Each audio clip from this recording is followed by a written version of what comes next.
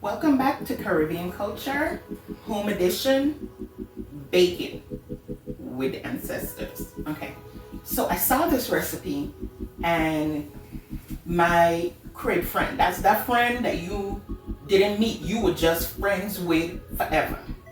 So she has given me the task of I decide I make her birthday cake every year. And so last year we had a pretty theme, they were all lit up, it was just cute. But she wanted something different this year. So she wants a layer of cake, vanilla cake, and then a layer of whatever flavor I choose, cheesecake, and then top layer of vanilla cake. Not a problem. My niece, her daughter, happened to have sent me a recipe and she's like, Auntie, please, I want to eat this.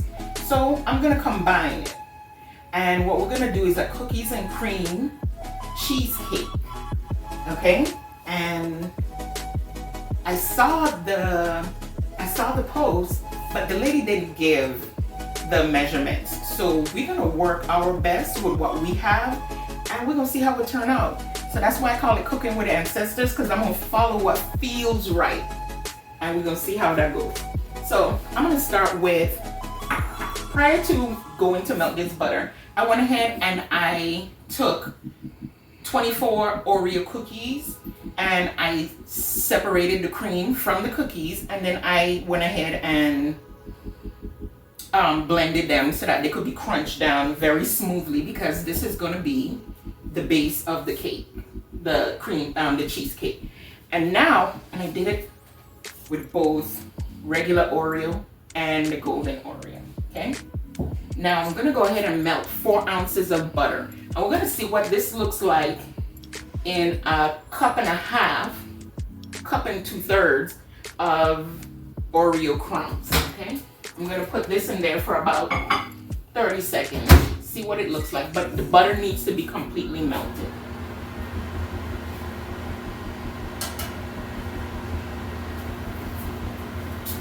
Now, while that's going, this is my pan that I'm going to use to make my cheesecake, because I really don't want to go into my storage to pull out my springform pans. This will work just fine. And this is a no-bake cheesecake. Now, if I find that this 4 ounces of butter doesn't work for me, I'm going to go ahead and melt some more. But I'll do it 2 ounces at a time, because a little bit I can fix. Too much, I can't.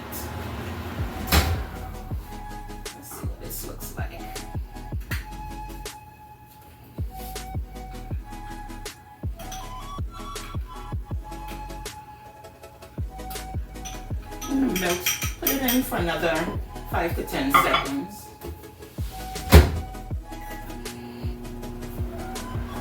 Something is telling me this ain't gonna be enough, but let's just see.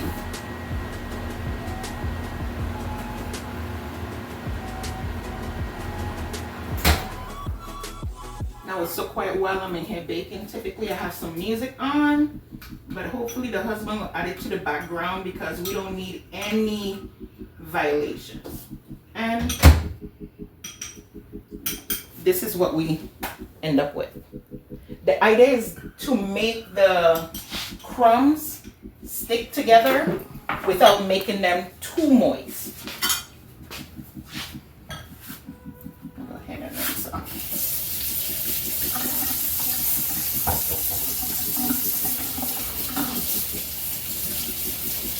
Yes, and we rinse stuff off. We okay with washing our hands on camera. We are not going to give the impression that we don't do it the right way.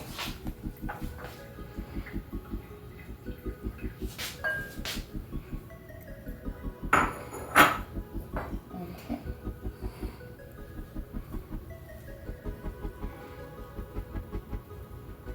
We want to make the crumbs moldable.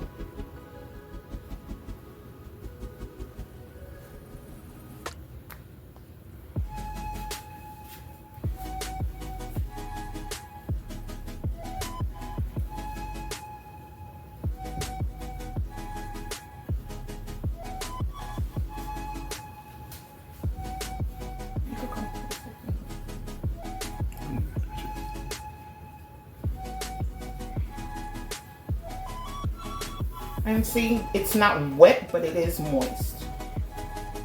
And I found a cookie that didn't crumble down, that didn't blend down. Yeah. You want to make sure that the butter get in between everything. You don't want dry crumbs. And I think I did real well with the 4 ounces of butter.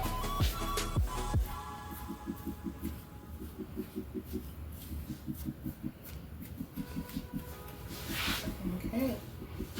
Go ahead, and we're gonna put this into the bottom of this pan.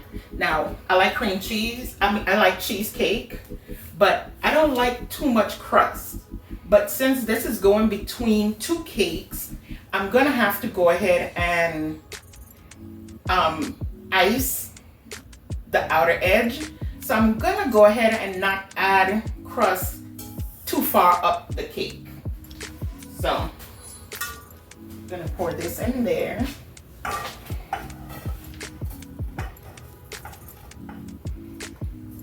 And I'm gonna leave just a little bit. I would say it's roughly a tablespoon and a half, just so that we could have some crumbs in the cheesecake itself. And then I'll go about just patting this down.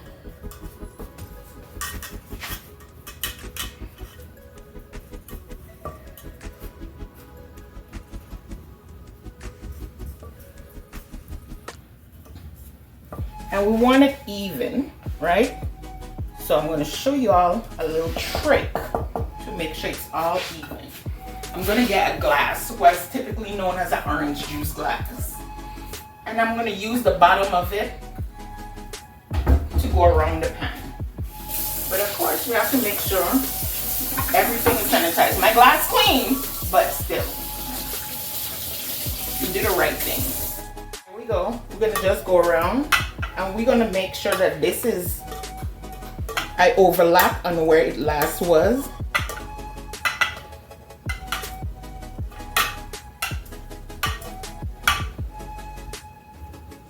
You have a nice, even, flat base for your cheesecake.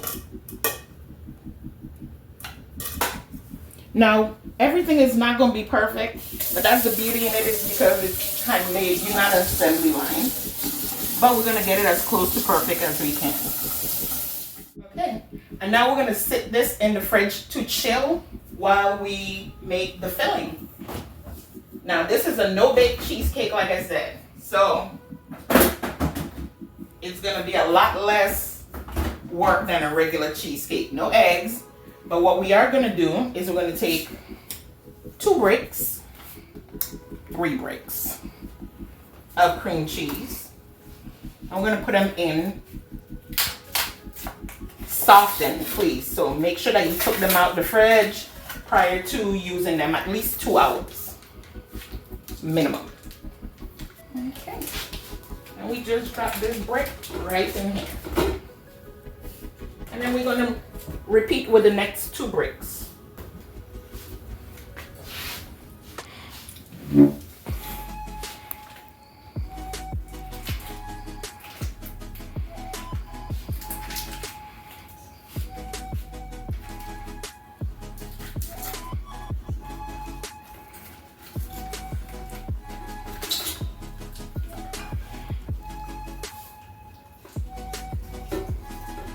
In case you can't tell, this one been out longer than the other one.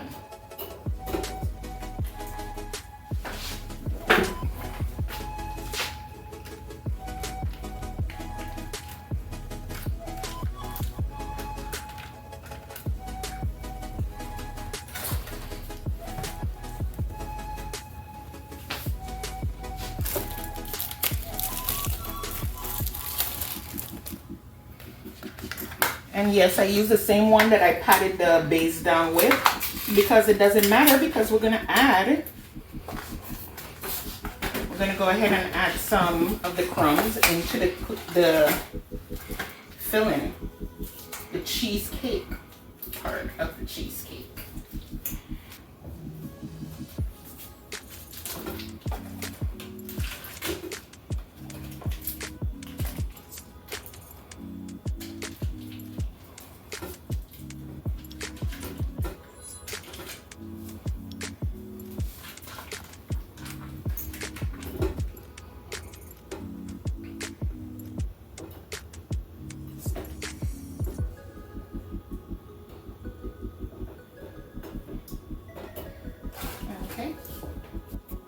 Okay, then I'm gonna take, this is the filling that I took out of the Oreo, and I'm gonna take not much, just a little bit of it, because I'm not trying to change the consistency of the cake. And I'm just gonna add this. I would say it's probably like 2 tablespoons of the filling. We're gonna cookie it up the whole way. Then I'm gonna take the little bit left of the crumbs, scrape it in there also.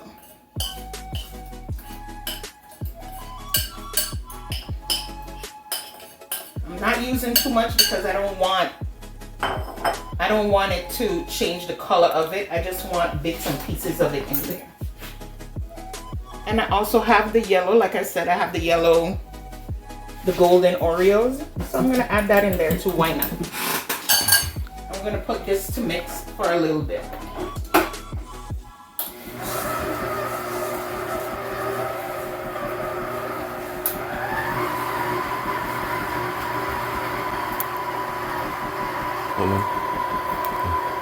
While that's mixing, I'm gonna drop what my ancestors say, but what I think is like a teaspoon and a half of vanilla.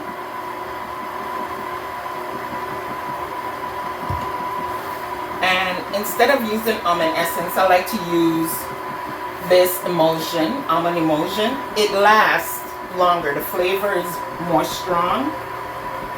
So I use like a half a teaspoon of that, and it is a great complement to it. Now, this is the part I'm gonna go in. I'm gonna scrape. We're scraping out from the whisk, and we're scraping out the sides of the bowl, the filling.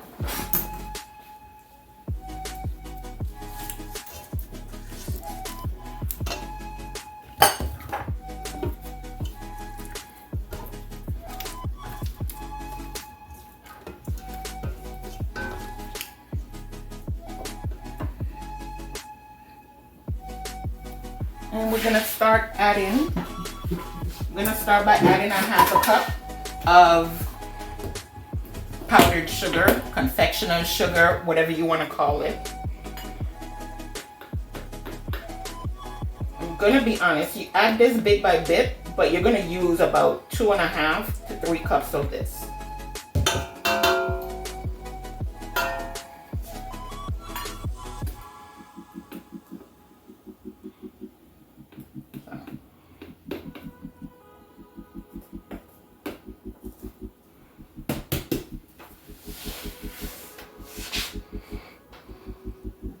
You baking, don't mind the mess. You clean it up when you get a chance in between. Okay.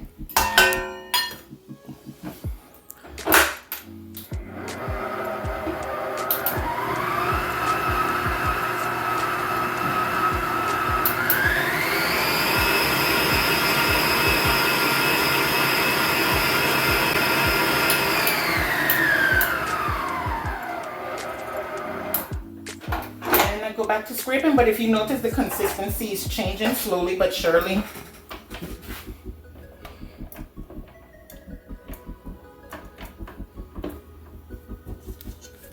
And we scrape because we want to make sure all of the ingredients is properly mixed in, evenly mixed.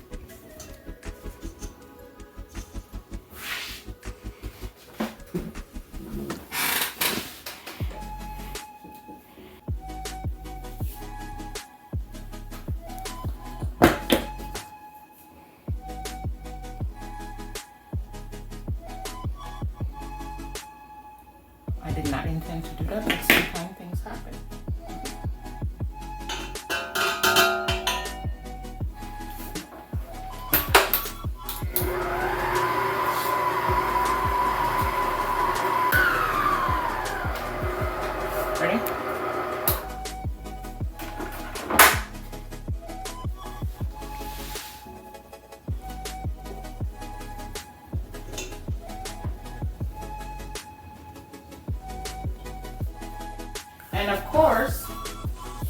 gonna go ahead and scrape, right?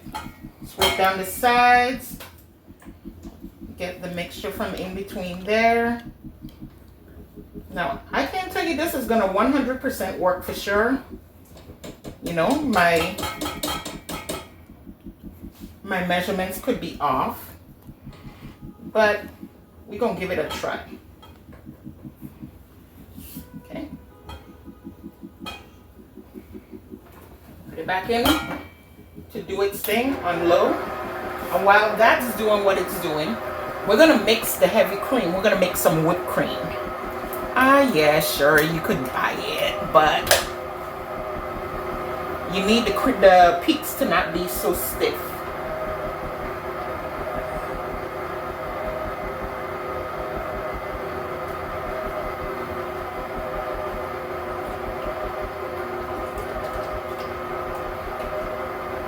So I use the entire 32 ounces. And we're gonna fold it in once we've whipped it.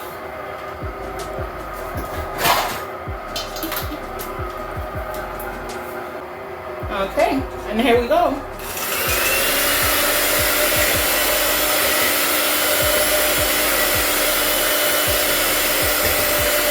I'm so glad we have electronics because I was not making whipped cream by hand.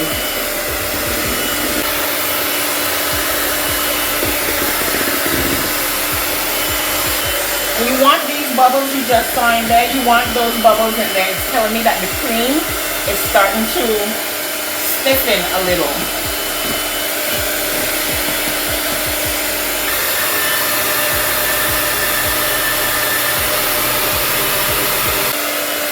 And whipped cream is just the process of getting air into thick cream.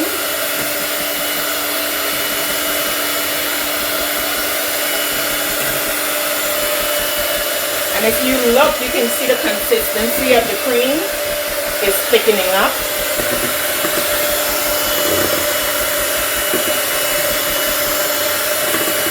So do you imagine having to do this by hand? Nada. I think, like, the thought, some people can't believe that we did things like grow up without a dishwasher. But my mom had a dishwasher. It was all the kids. She had a mixer. It was all the kids. She had a food processor. Again, the kids.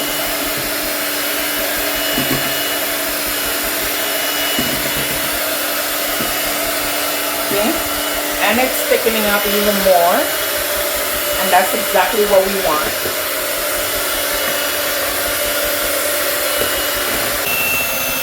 Now you can see we've got whipped cream, and we're gonna stop right about now, right? Because you go too far, you end up with butter. And there ain't a ways now, you know, there are easier ways to make butter. But go too far, you get butter. But that's just an excuse to go ahead and make some Jenny cake dough, some patty. You know what I'm saying? And if you don't, you'll find out eventually. Just stick around with us. Now, here's the fun part.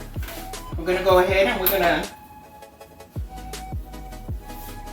go ahead and cream this, drop this out of here.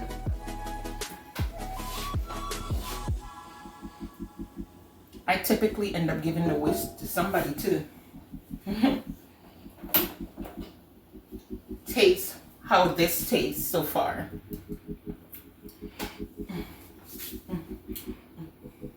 I think I need some more powdered sugar.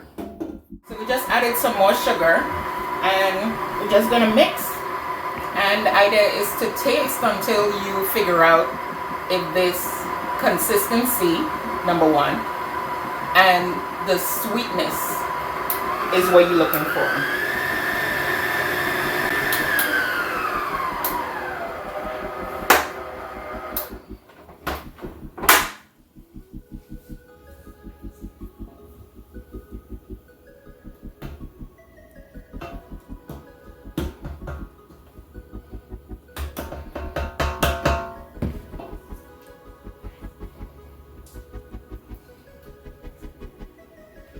spoon scraping, because you know that's what we do. Like to make sure the ingredients mix evenly. Okay.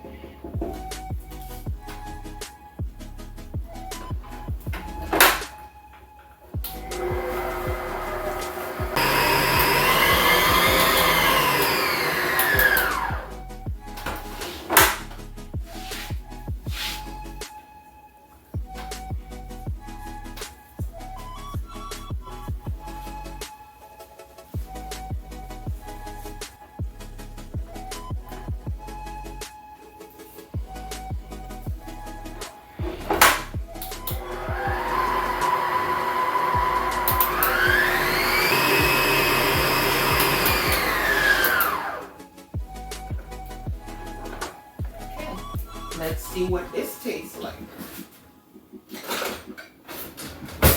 I don't care what anybody said, the baby spoons always come in handy.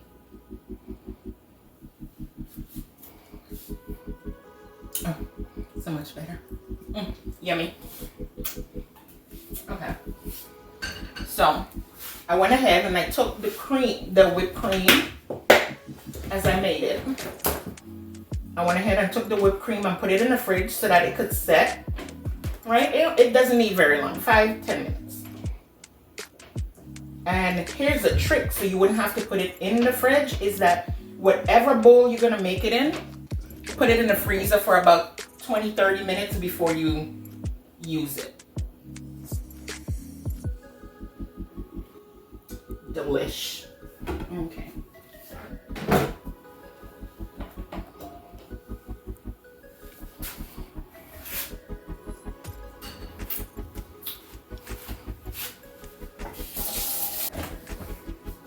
So here we are with the whipped cream.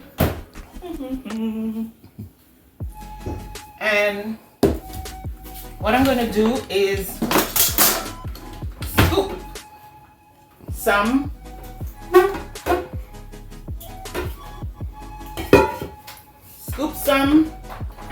fold it in, scoop some more, fold it in.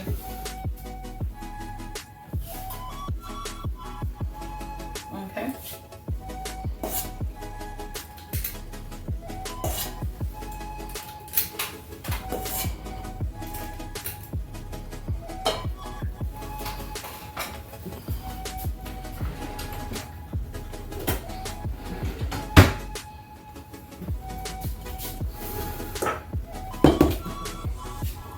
And then we're going to go ahead and fold it in.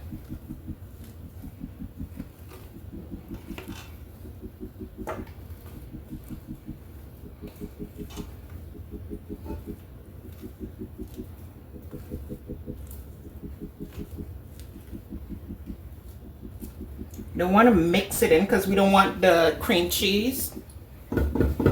We don't want the whipped cream, sorry, to become too soft. This is what's going to help the cheesecake hold its form. So just go ahead and fold that in there.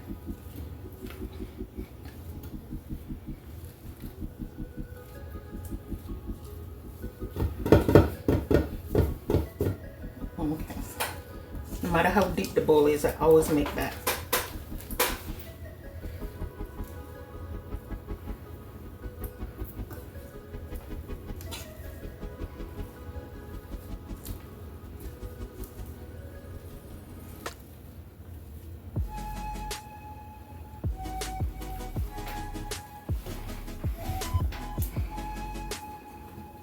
Now, typically making whipped cream, you like it sweeter, you could add a little sugar or powdered sugar.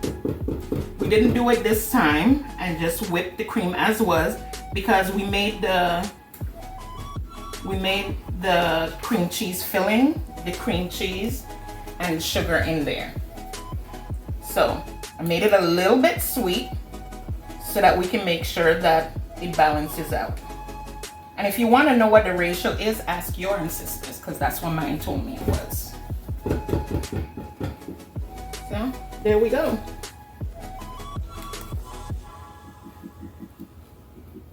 I'm gonna add one more scoop, half scoop, just because I really want it to hold its form when I take it out of the cake pan.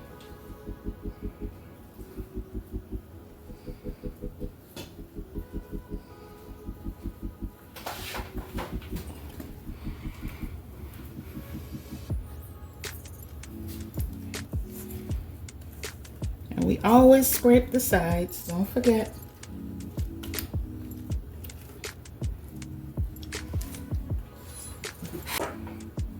Okay, and then we're going to bring our crust from the fridge.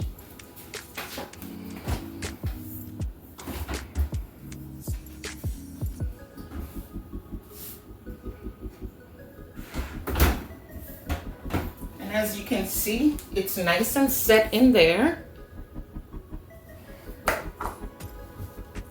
And then we're going to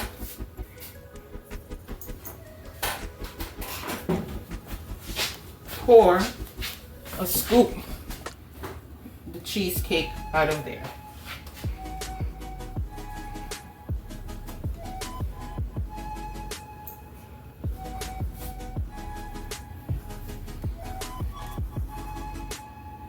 You know what would have been made this easier? If I had just put it into a bag and piped it in there. But hey.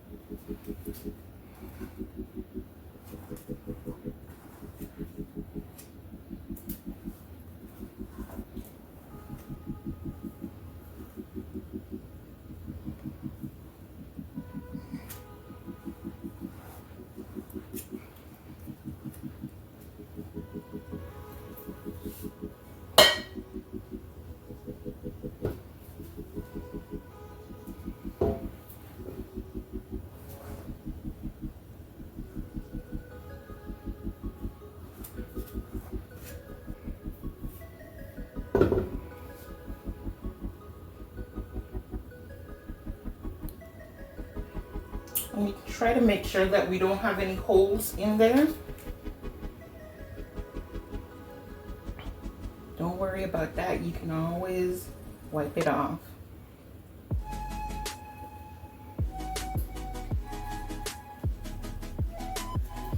And typically I would go until I can make the top smooth, but I'm not worried because there will be a cake sitting on this.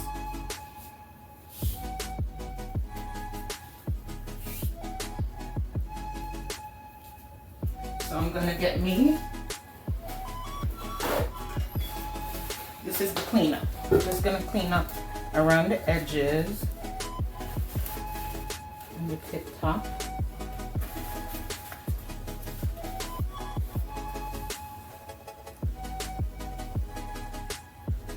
Okay. That's what we do. And we're gonna set it overnight in the fridge. That's what we have.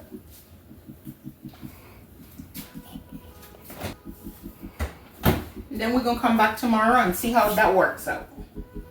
I'll let you know the honest truth if it worked or not. See you tomorrow. Okay, we're back.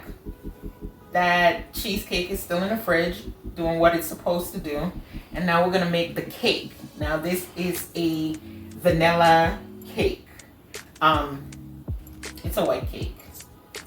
So instead of using full eggs, I'll be using egg whites. And here we go.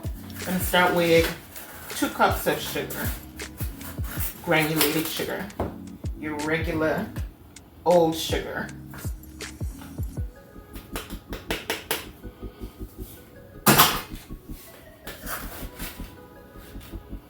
Okay.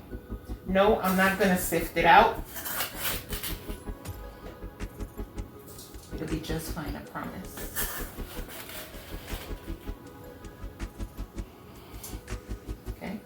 is a 1/2 cup, so I'm taking 4 of these, which will make 2 cups.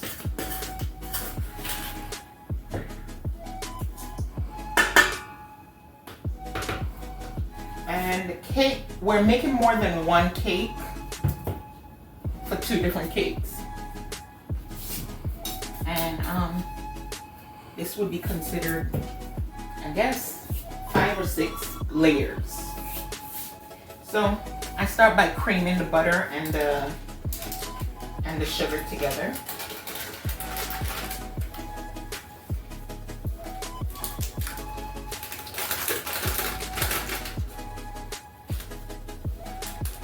So we've got our butter in there, and I'm gonna add a little almond essence and vanilla essence to it.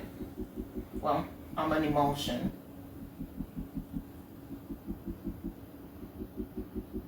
Yes, I'm heavy-handed with it because remember we're making more than 1 cake. Add some vanilla.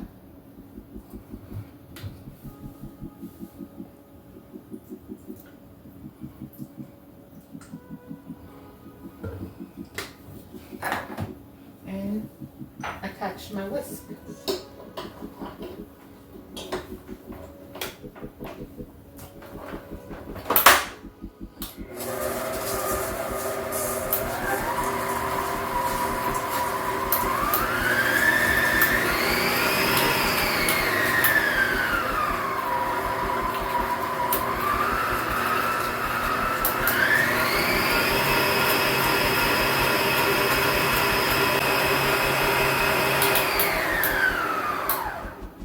Okay.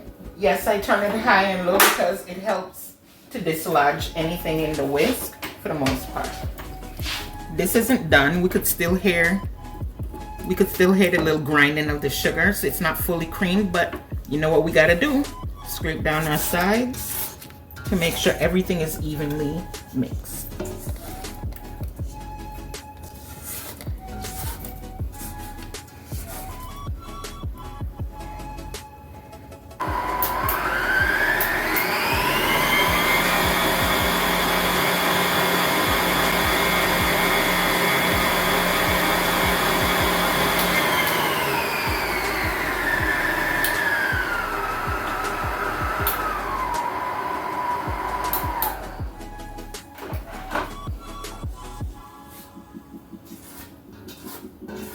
And the more often you do it, you'll find that the butter is lighter to move. It's easier to scrape down. It doesn't take as much effort.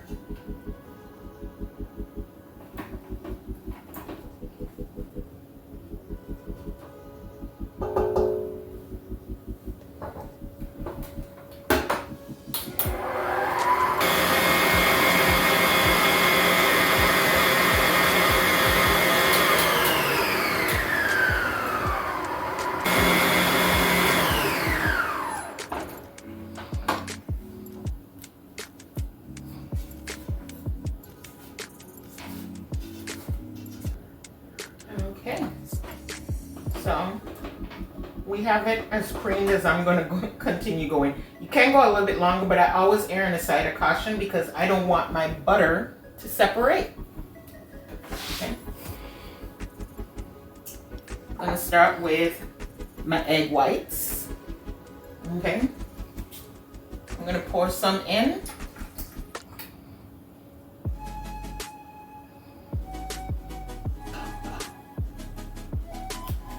I'm going to start mixing on medium.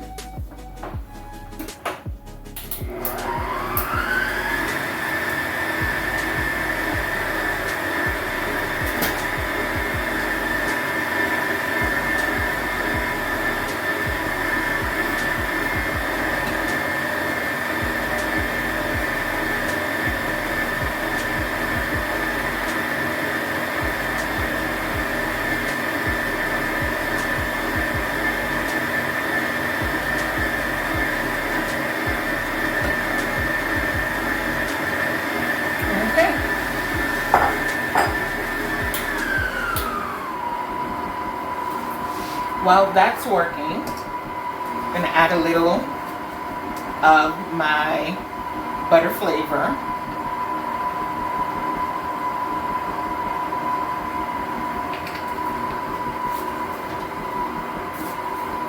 sprinkle a little bit of salt in here.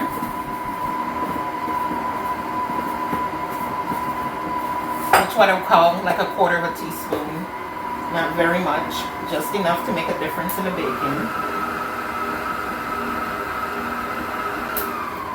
And doing it this way, it doesn't give it the most pleasant look until we put in the flour and so forth, but this is what we're working with for now.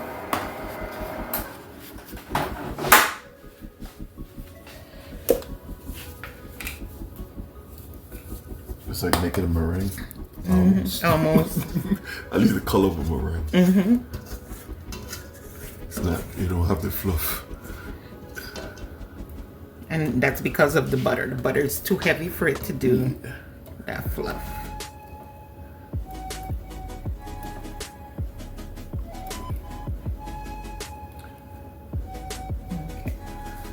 They said I had to make a lot of meringue. We serve French courts at Romano's. So because of the amount of cake I'm making, it would typically be like half a teaspoon, but I put the equivalent of about 2 teaspoons in there.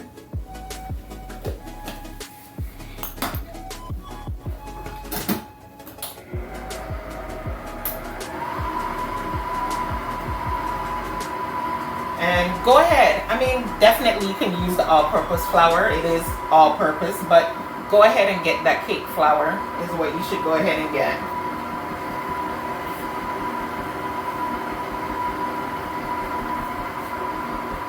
And then I'm gonna add the cake flour and then the milk.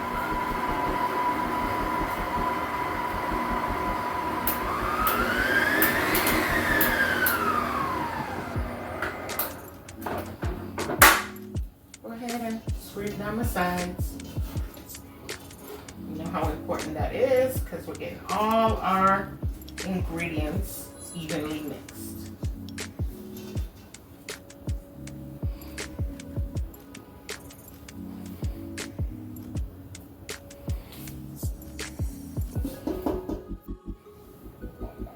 Okay, so I have 10 cups of flour, cake flour here. Okay, and it's been sifted, and I'm going to incorporate it 2 cups at a time.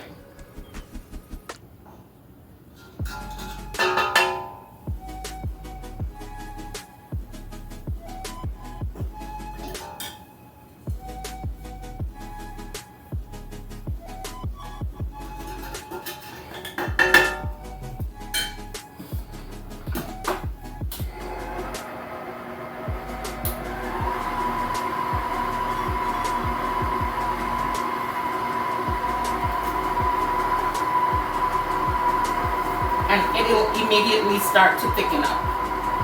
And you're going to see an immediate difference in the consistency of the mix.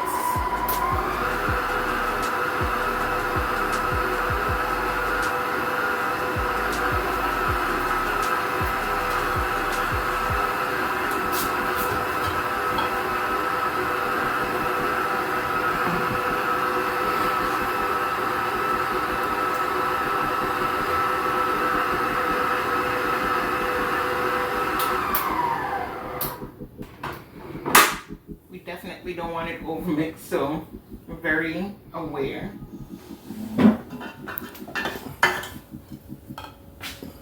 Just mix it enough for it to integrate and then add more.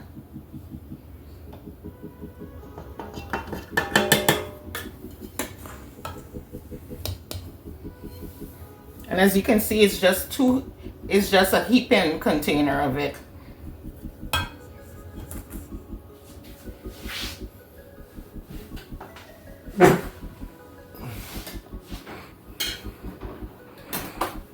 And this is gonna get thick and pasty. So while it's doing that, I add the milk as I go. I will come up to about 4 cups of milk.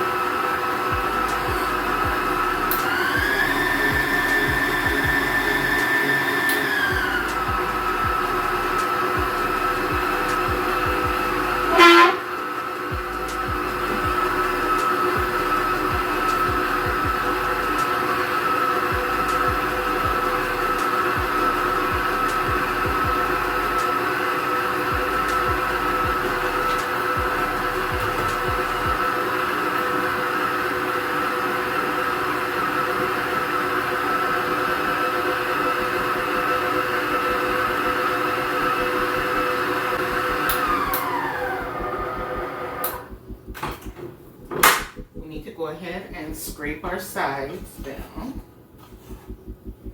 And we're almost there. We're almost done. Just 2 more ingredients that I'm gonna add besides the milk.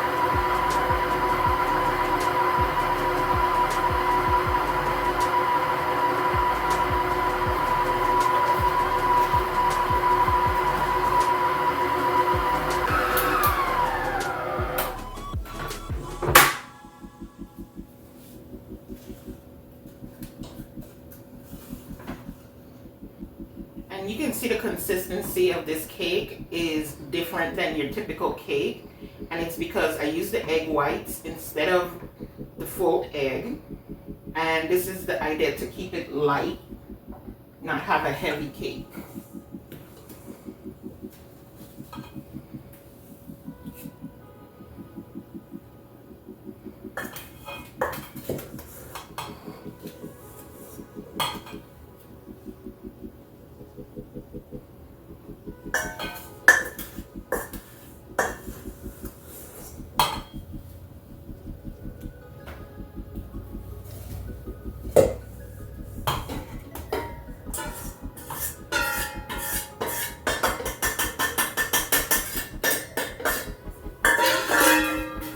I sound like I was going to camera for a second.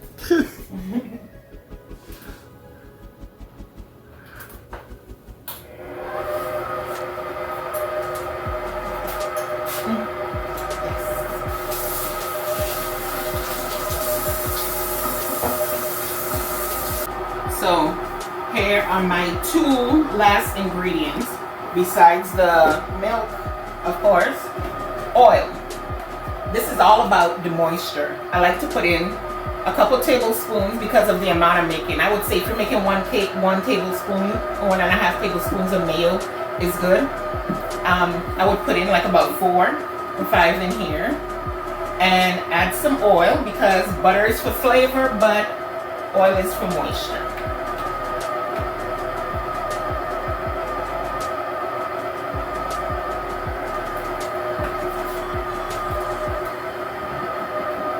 Okay, and then this,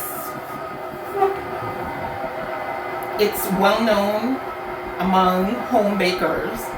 If you add a little pudding mix to your cake, it helps retain the moisture, lock it in. So that's what we're gonna add.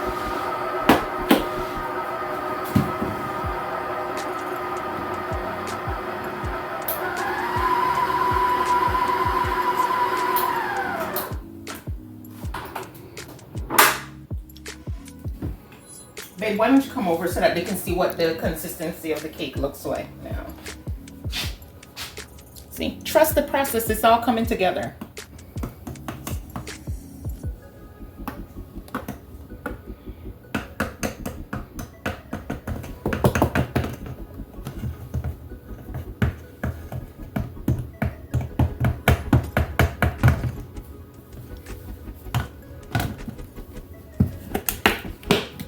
Okay.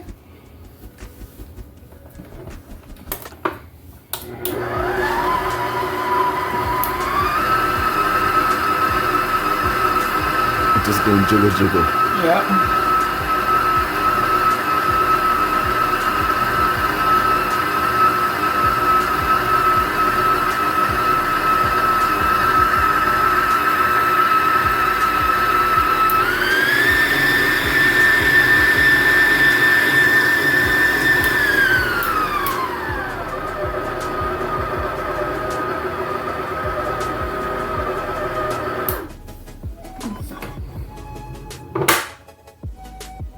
I'm gonna tell y'all, I love my stand mixer. So don't get me wrong, but certain things can only be done by the hand. And that's that final mix around to make sure everything is incorporated. I don't care what mixer you have, I will always trust my hands more than a mixer. So I let it do the hard work, but I come in and I make sure that I feel to make sure everything is incorporated. There's nothing left on the bottom.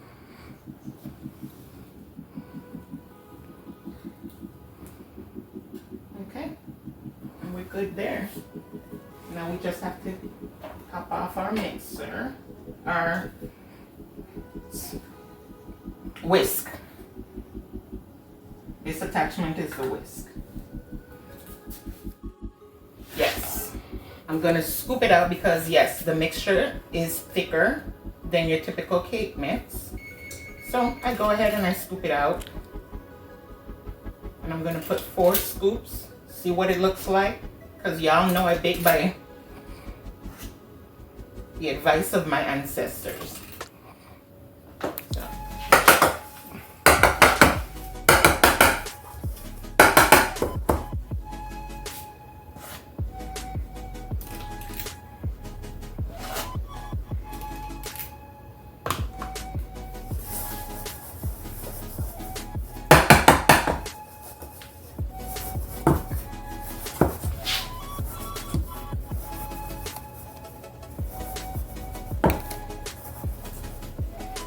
That's 6 scoops in there. Take my offset spatula. And I just make sure, use a shorter one in these cases, but I make sure that I just smooth it all out.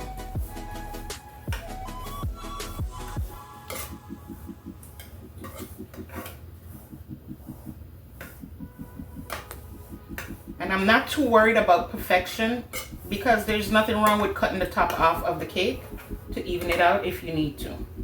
Okay?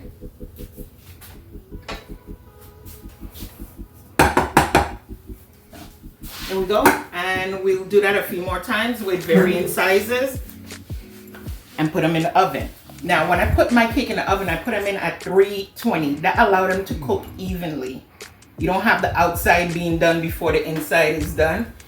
Cooks evenly, and I love cooking it on a slow heat, a low heat. So somewhere between 3 and 320. This one is supposed to be a lighter cake, and I am just let it do what it do in the oven at 315.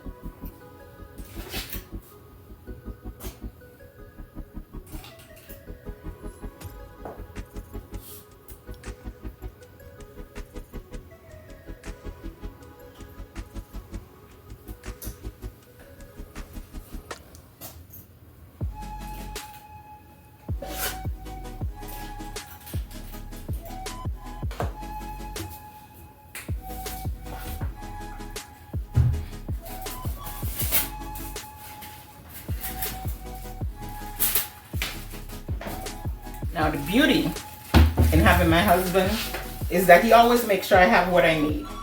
Who thought during this process that we're gonna need some skewer sticks? But the one cake, I have one cake for my bestie where the middle of the layers is a cheesecake. Then I have a cake, I'm making a Minnie Mouse themed cake. So I drop a few drops of food coloring in between the scoops of the cake mix. And then I'm just gonna swirl it around in here.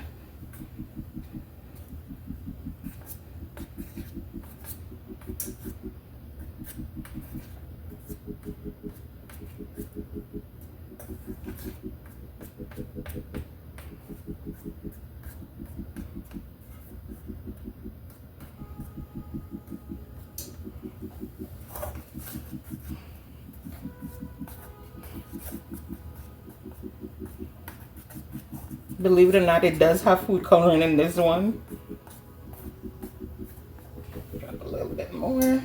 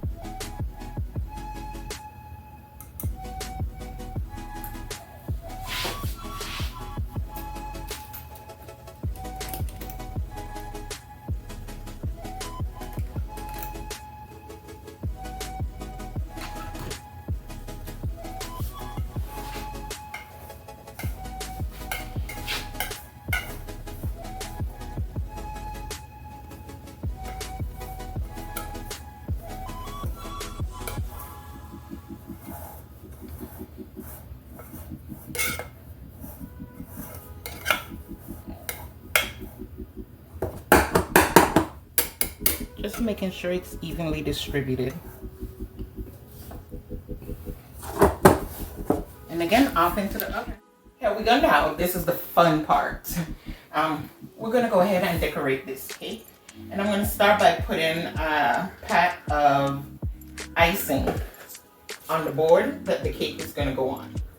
Okay, yes, this is a small cake. And that's just for stabilization. So, see the nice little pink in there? It's also inside the cake.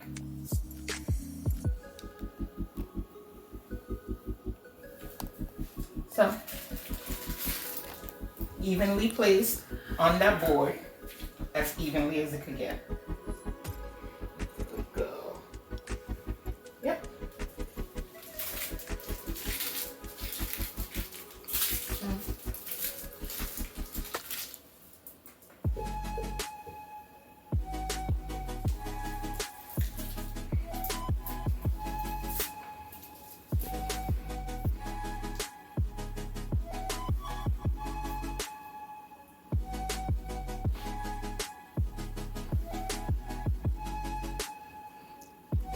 Every spot that I can see on top of the cake, I'm gonna cover. And it doesn't matter if it goes over the side. That'll just work as part of our crumb coat. And I'm doing this just to get out any bubbles or anything like that in the icing.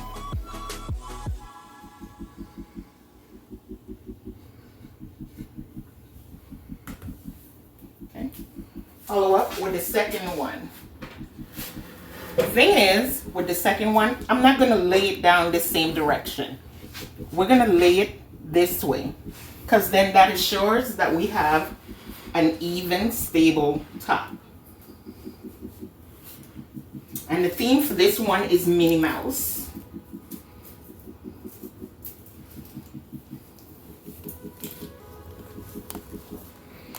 And what we're doing now is we're putting on our crumb coat, and that's just a thin layer just to catch any crumbs that your cake may have. And you see.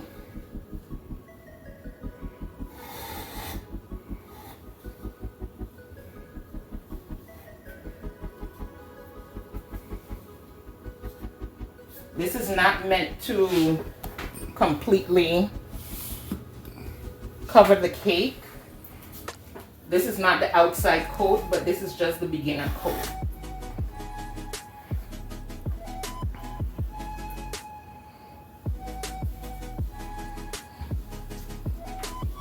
I like to take this opportunity and fill in anywhere that the middle, the icing in the middle doesn't cover. Just make it a little even.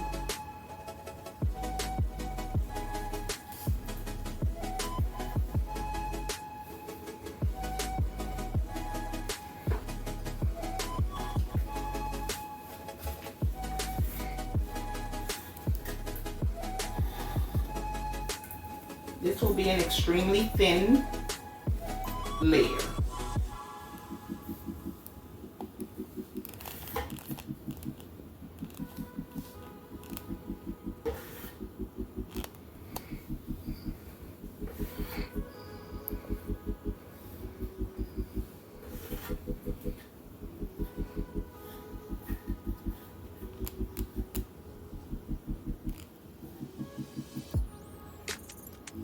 And it is absolutely okay and very common to see crumbs in this coat, hence the name crumb coat.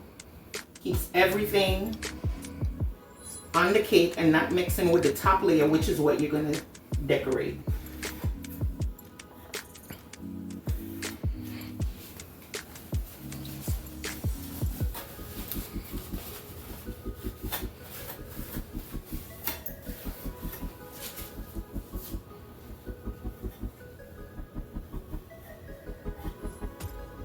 And you don't have to press down hard. That's our crumb coat right there. Doesn't have to be pretty, doesn't have to be hard. You just like to make sure that there's no crumbs that's going to be on the top coat. Any questions? Put them in the comments.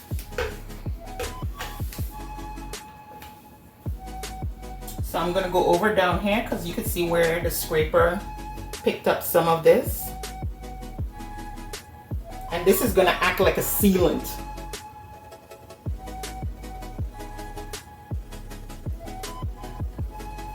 And like I say, it's not meant to be pretty.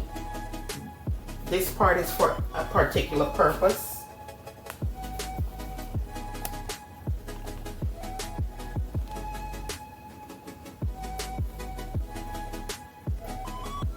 The top coat is where all the pretty goes to happen.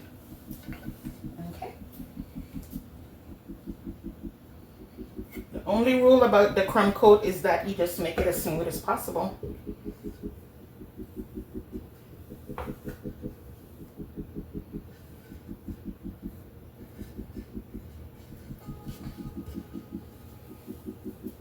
Okay, and we're going to put this in the fridge for about 15 minutes and allow it to set so that it could be nice and firm when it becomes time to put on that top coat.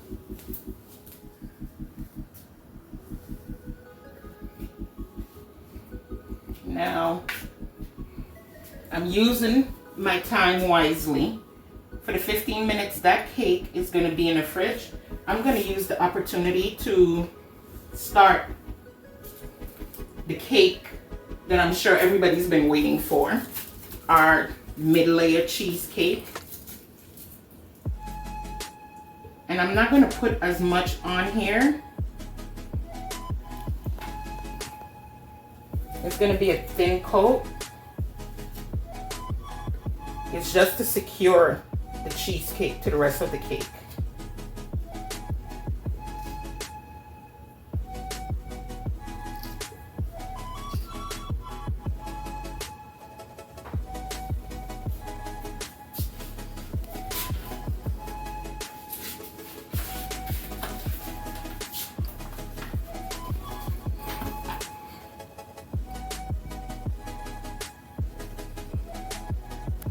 I feel like maybe I should do this tomorrow.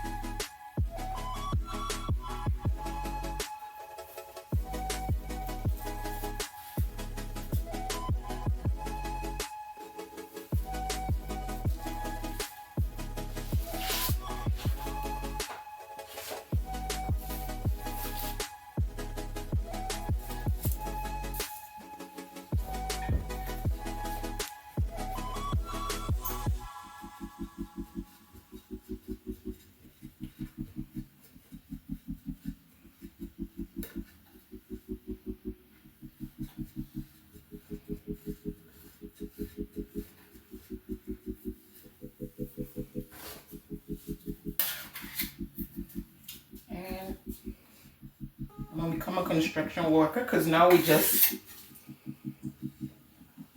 covering the openings, right?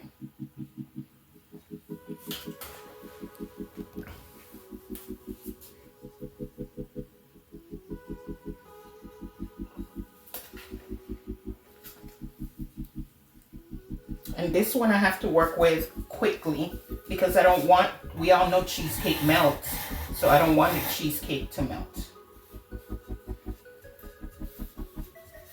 So I'm doing this as quickly as possible.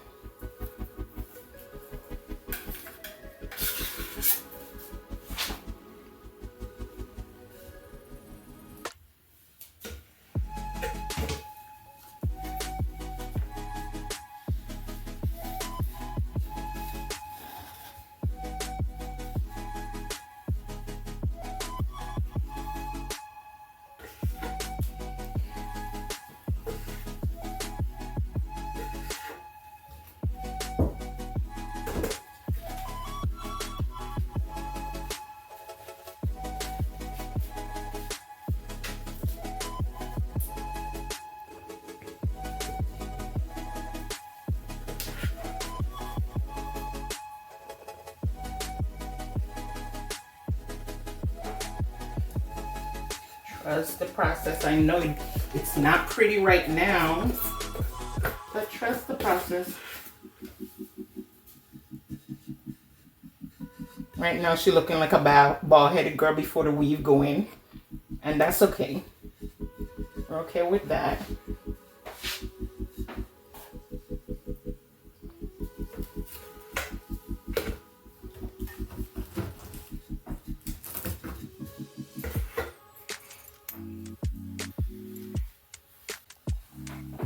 And no, we didn't do a crumb coat on this one. Crumb coats aren't required, but they're pretty handy. But we're working on a time crunch. And so we're gonna stick this in the fridge and let it sit in there for 30 minutes.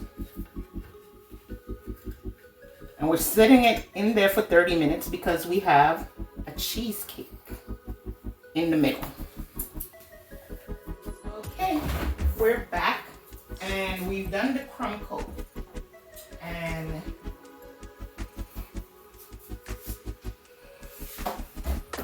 now I'm gonna do the fun stuff.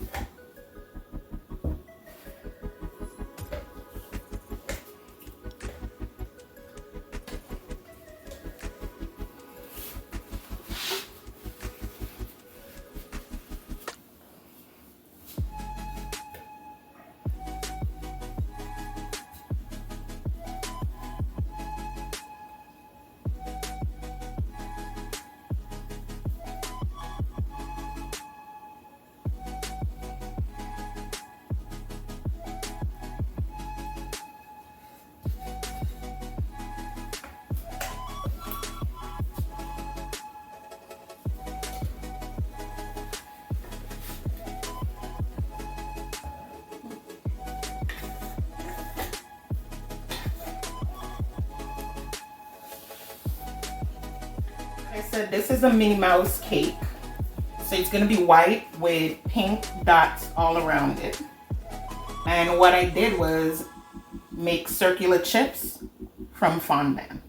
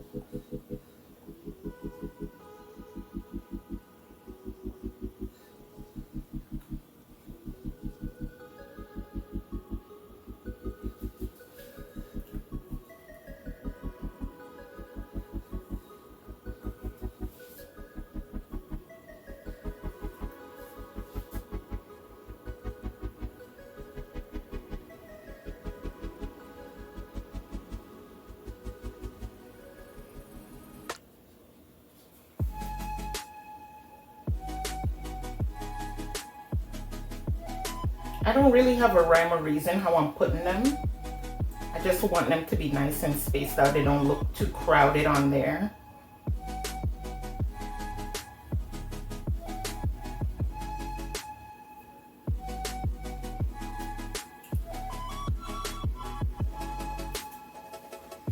Now I'm gonna stick this back in the fridge a little bit longer for about another 15 minutes. And then we'll straighten up the top.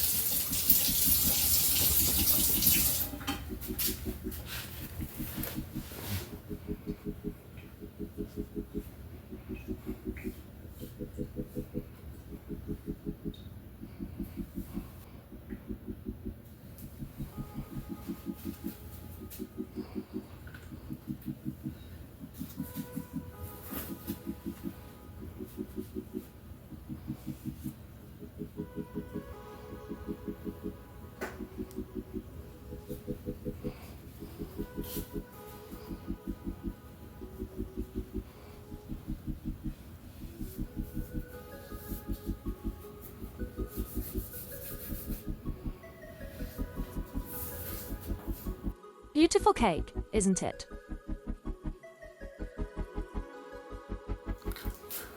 Okay, we're back with this cake.